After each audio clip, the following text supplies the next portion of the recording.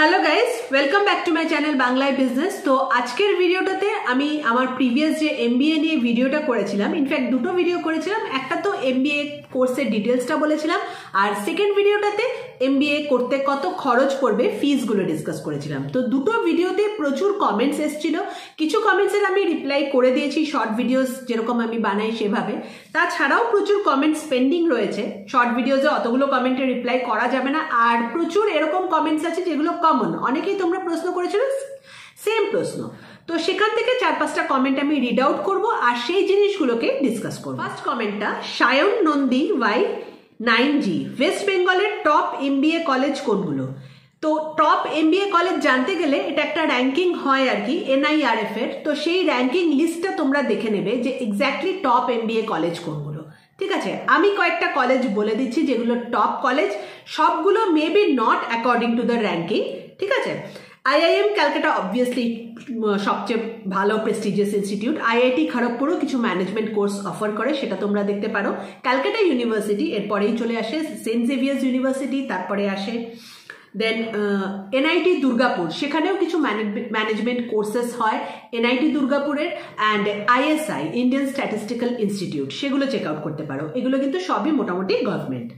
Next প্রাইভেটের মধ্যে Globsyn business school, ICFAI business school, IIS WBM, Praxis business school, এই যে কটার নাম বলে দিলাম এরা কিন্তু র্যাঙ্কে প্রচন্ড হাই ওয়েস্ট বেঙ্গল থেকে। তো according to the ranking these are the best colleges to go for MBA। এছাড়াও কিন্তু কলেজ আছে প্রচুর। MBA এর জন্য মেন যেটা ইম্পর্টেন্ট দেখে নেবে কোন স্পেশালাইজেশন তুমি করতে চাইছো। অ্যান্ড ইয়েস, যত ভালো র্যাঙ্কিং কলেজের হয় তত ভালো কিন্তু সেখানে প্লেসমেন্ট হয় আর তত ভালো অপরচুনিটিস পাওয়া যায় ফর নেটওয়ার্কিং। MBA খুব ইম্পর্টেন্ট ফর নেটওয়ার্কিং।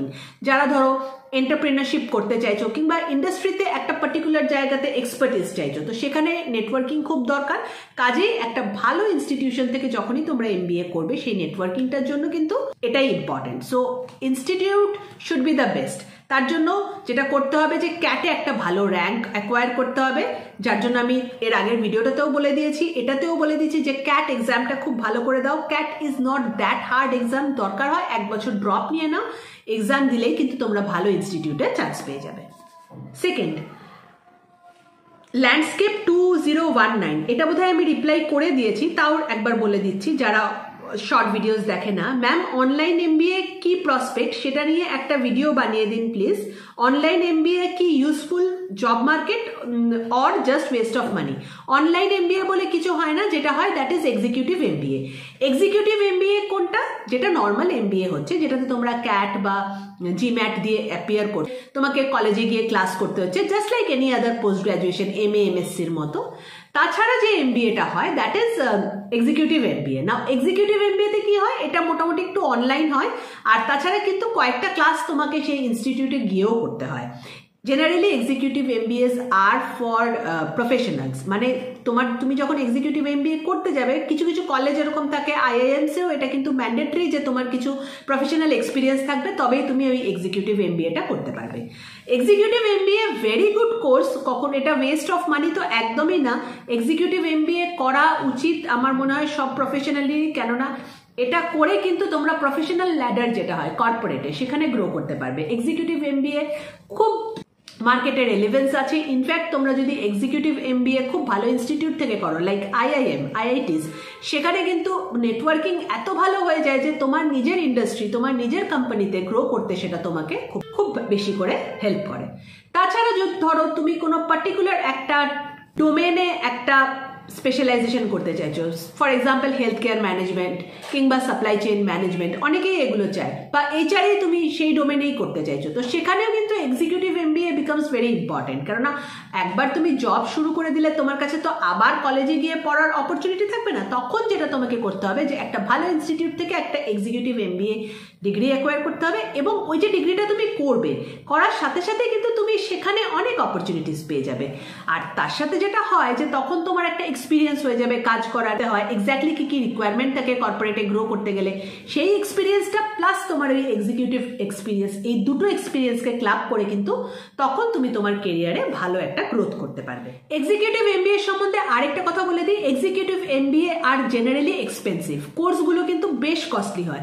কাজে আমি তো বলবো চাকরি করা যখন শুরু করবে তখন থেকে এক্সিকিউটিভ এমবিএ এর জন্য ভালো করে পয়সা জমিয়ে নাও, পরে ভালো ইনস্টিটিউট থেকে একটু দাম দিয়ে হলেও বেশি পয়সা খরচা করে হলেও এক্সিকিউটিভ এমবিএ করো, অথবা ম্যানেজমেন্টের কোর্সও হয়। ঠিক আছে, সবসময় যে এমবিএ করতে হবে তার কোনো মানে নেই, ম্যানেজমেন্ট কোর্সেস হয় যেগুলোর ডিউরেশন 1 ইয়ার হয়, 8 মান্থস 9 মান্থস, সেগুলোও তোমরা করতে পারো। আইআইএম, আইআইটি এরকম প্রচুর ম্যানেজমেন্ট কোর্সেস অফার করে, they are equivalent to executive MBA, সেগুলো করতে পারো। But yes, they are costly. So এই টাকাটা কিন্তু তোমাকে জমিয়ে রাখতে হবে।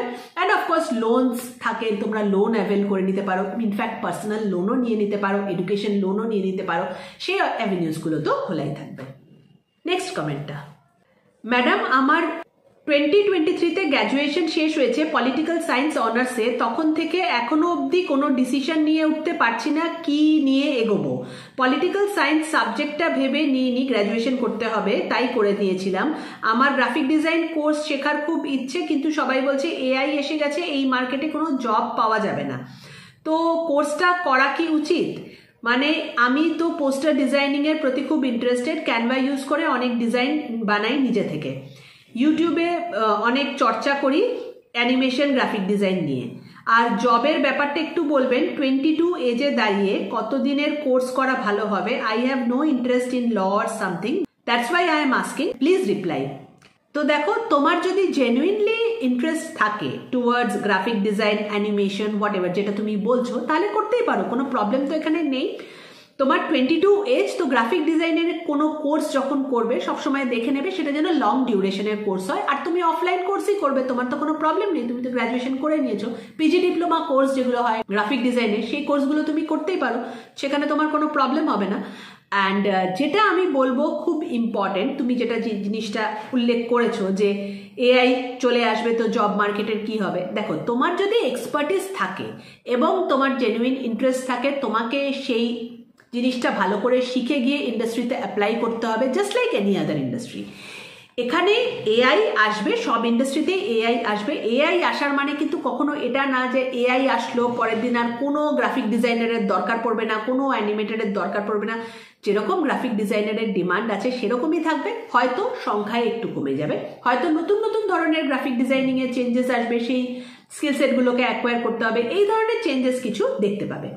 বাট এখানে আরেকটা জিনিসও আমি তোমাকে বলে দিই, যেহেতু তুমি বলছো I have no interest in law আর সামথিং, বা অনেকেরই এই জিনিসটা মনে হয় যে আমি গ্রাফিক ডিজাইন বা অ্যানিমেশন এগুলো নিয়ে একটা কোর্স করে নিই, এগুলোতে বোধহয় বেশি পড়াশুনো করতে হয় না, খুব ইজি জিনিস, ছবি টবি আঁকলেই মোটামুটি হয়ে যায়। জিনিসটা কিন্তু এরকম না। গ্রাফিক ডিজাইন, অ্যানিমেশন এইগুলো কিন্তু basically is a part of computer science, again technology. সেখানেও কিন্তু যথেষ্ট পড়াশুনো করতে হয়, যথেষ্ট সিরিয়াসলি জিনিসগুলোকে নিতে হয়। আর অনেক নতুন যারা এরকম পলিটিক্যাল সায়েন্স ব্যাকগ্রাউন্ড বা আর্টস ব্যাকগ্রাউন্ড থেকে তোমরা আসছো, তাদের অনেক নতুন নতুন জিনিস শিখতে হবে। কাজেই জিনিসটা কিন্তু বেশ শক্ত, বেশ হার্ড। এটা শুনতে মনে হয় যে অ্যানিমেশন বা গ্রাফিক ডিজাইন ছবি টবি আঁকলেই হয়ে যাবে, বা যেটা তুমি বলছো যে ক্যানভাতে বসে তুমি পোস্টার্স বানাচ্ছ, ইটস নট লাইক দ্যাট, সেটা কিন্তু ভেবো না। এটা কিন্তু যথেষ্ট ডিফিকাল্ট, খুব পরিশ্রম করতে হবে, এখানেও তোমাকে মন দিয়ে ভালো করে পড়াশোনা করতে হবে, তবেই গিয়ে কিন্তু তুমি গ্রাফিক ডিজাইন ফিল্ডে কিংবা অ্যানিমেশন ফিল্ডে একটা সাকসেসফুল ক্যারিয়ার তৈরি করতে পারবে। অ্যান্ড ইয়েস, এই যেটা এআই বলছো, এআই অফকোর্স চলে আসবে, তুমি যতদিনে গিয়ে গ্রাফিক ডিজাইনার হবে মার্কেটে তো এআই চলে আসবে। তার জন্য এআই এনাবেলড যে গ্রাফিক ডিজাইন টুলগুলো আছে সেগুলো সম্বন্ধে জেনে নেবে, ভালো করে শিখে নেবে। তো আমার তো মনে হয় না সেক্ষেত্রে এআই এসে তোমার জব নিয়ে নেবে, এরকম কিছু কিন্তু হবে না। আরেকটা কমেন্ট পড়বো, পরে ভিডিওটাকে এন্ড করে দেবো, অনেক ভিডিওটা লম্বা হয়ে যাবে না হলে। কারোর কমেন্ট যদি মিস আউট হয়ে গিয়ে থাকে তাহলে প্লিজ আরেকটু বলে দিও কমেন্ট সেকশনে, আরেকবার করে লিখে দিও, আমি শর্ট ভিডিও কিংবা আরেকটার ভিডিও এটা নিয়ে বানিয়ে দেবো। গভর্নমেন্ট কলেজে চান্স পেতে হলে কোন এক্সাম দিতে হয়? প্লেসমেন্ট হবে? ফিনান্সিয়ালি উইক হলে এমবিএ পড়া যাবে? এই প্রত্যেকটা প্রশ্নের উত্তরই কিন্তু এমবিএ যে ভিডিওটা আছে সেটাতে দেওয়া আছে। গভর্নমেন্ট কলেজে যদি চান্স পেতে চাও তাহলে দুটো এক্সাম দিতে হবে, ক্যাটের জন্য প্রিপেয়ার করতে হবে, ক্যাট দিতে হবে, আর হচ্ছে জিম্যাট। ক্যাটটাই বেস্ট, কেননা আইআইএম এ ক্যাট থেকেই নেওয়া হয়। প্লেসমেন্ট তো অবভিয়াসলি হবে, গভর্নমেন্ট কলেজে তুমি যখন এমবিএ করবে তো ডেফিনেটলি প্লেসমেন্ট হবে, প্লেসমেন্ট কেন হবে না? ফিনান্সিয়ালি উইক হলে এমবিএ পড়া যাবে? ফিনান্সিয়ালি উইক হলেও এমবিএ পড়া যাবে। এই যে একটা ধারণা যে MBA is very costly, obviously সেটা কস্টলি, কিন্তু সেখানে অনেকগুলো জিনিস এরকম আছে যেটা তোমরা অ্যাভেল করতে পারো। ফার্স্টে তো এডুকেশন লোন তোমরা নিয়ে নিতে পারো। Secondly student credit card facility West বেঙ্গলের গভর্নমেন্টের আছে, প্রত্যেক স্টুডেন্টের কিন্তু স্টুডেন্ট ক্রেডিট কার্ড থাকে, সেটা ইউজ করতে পারো। অ্যান্ড থার্ড, ম্যাক্সিমাম যে ইনস্টিটিউটস আছে সেখানে কিন্তু কিছু কিছু কোর্সেস সেগুলো কিন্তু কোম্পানিগুলো স্পন্সর করে।